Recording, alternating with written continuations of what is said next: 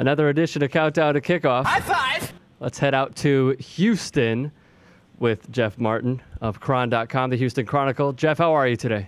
I'm great. How are you, man? I'm doing good. Let's talk some Texans football for a little bit.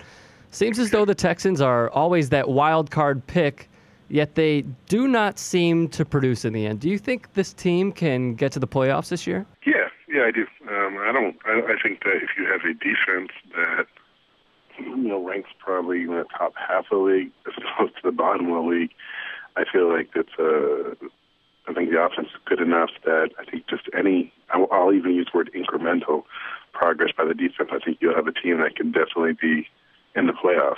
Now, Wade Phillips brought in the new defensive coordinator, moved Mario Williams from defensive end to linebacker. How's he looking at his new position so far in camp?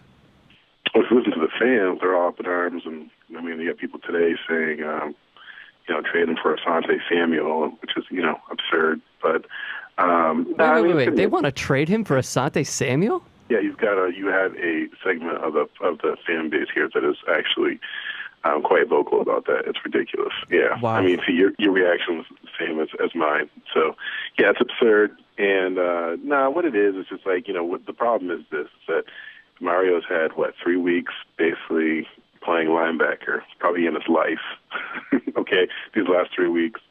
He's so used to getting upfield, hand in the dirt, all those cliches, but it's all truth. Those are things that he's lived his whole life doing, and now you're asking to do something different, and so people aren't seeing him dominate immediately. Well, first of all, Mario didn't even dominate when he had his hand in the dirt, okay? He's a good player, on the verge of very good, not a superstar, but, pretty good. And he wasn't dominant then, and so, of course, it's going to take a little while now for him to be dominant, but Wade likes what he sees. He just talked to us today and said, everything is going, pretty much the way he expected. So I think they're committed to this. One name that seems to never be talked about anymore is Steve Slaton. Why is this? Obviously, Ben Tate could be a huge answer. And do you see him being released? Do I see Steve Slaton being released? Yes. No way. I think they're going to carry 4 backs. I really think that's possible. This is a serious roster crunch somewhere else.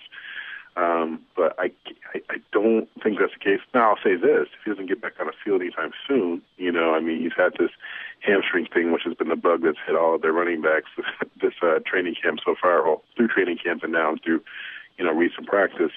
But right now they've got the situation looks like you get Arian atop the depth chart, and then Derrick Ward, I think, is probably 2, but they really, really like what they thought of Ben Tate the other night, so I think Ben Tate's pushing Derrick. Derrick's going to have a heavy workload, I think, Saturday night to kind of see where he's at and to see if he can hold off Ben. But Steve's got to get back on the field and see. Show them that he can do something, add something to that 3-headed monster they already have. Is there a lot of faith in the organization, in head coach Gary Kubiak?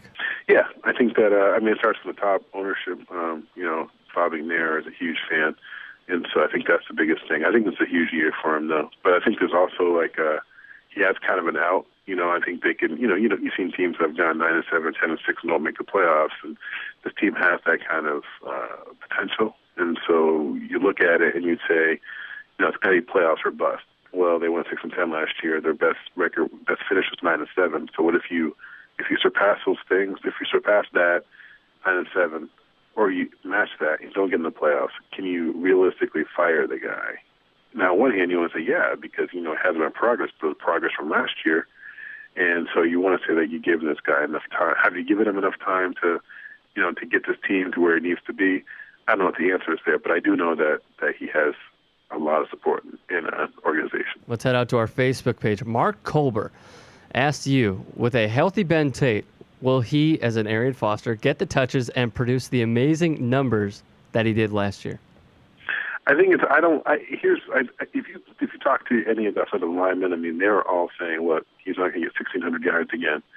I think everybody's just telling you, look, that's not going to happen. That's a once-in-a-lifetime kind of a season, out of the blue, blah, blah, blah. But I think the biggest thing on him is, especially if you have a league that, you get points for receptions and everything like that. Arian caught over 60 passes last year. So I think that's the biggest thing. I think he's going to be a factor in the passing game. He'll continue to be one. He's not the type of guy that you got to take out on third down because he can do everything. But with that said, you asked me, is he going to cut into his workload? Yes, he will, because I think they want to keep Arian fresh. I think that's the thing. I think they feel like he's freshest when it's he gets about between 15 to 20 touches, but there's times he obviously, had more than that. But I think they feel he's the most effective when they keep the number down there. And so I think with the way Ben ran the other night, I think they're thinking that he could spell him, but I still think he's going to be an effective. Probably he's got to be your number one fantasy pick. Last question for you, Jeff. Over under 8.5 wins for the Texans.